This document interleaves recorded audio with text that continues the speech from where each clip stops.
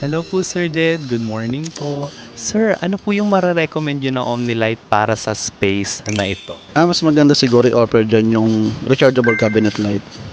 Maganda kasi yun, rechargeable na siya. And then, kapag after nung magamit, pwede mo rin siya kasing ilagay kahit saan. Ma'am, ano po yung mare-recommend yung Omnilight para sa space na to? Oh, museum.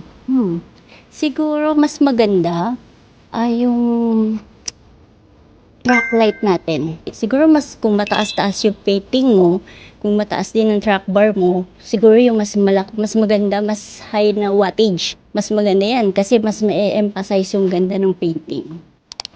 Good morning sir. Sir, ano pong mare-recommend yung ilaw para sa picture na to? Okay.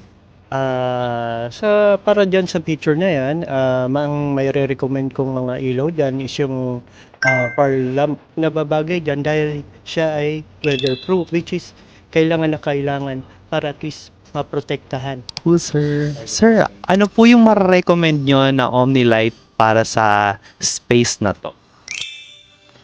Kung warehouse ito, tapos at least mga 3 meters height, no? So, possible, mas magandang gamitin natin dyan is LHB version 2, 100 watts is possible. Mas maganda, mas maliwanag. Hi po sir.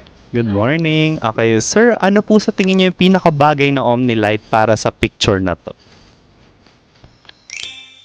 Okay. Office room ba siya o sa dining? Classroom. Okay. Pinaka-best na light dyan. LP660 natin na panel light. So, yun ang pinaka-best dyan. Kasi usually yun na yung ginagamit natin ngayon. Mas energy saver siya compared doon sa dati natin ginagamit. Kaya yun ang pinaka-best dyan. Yung ating LP660.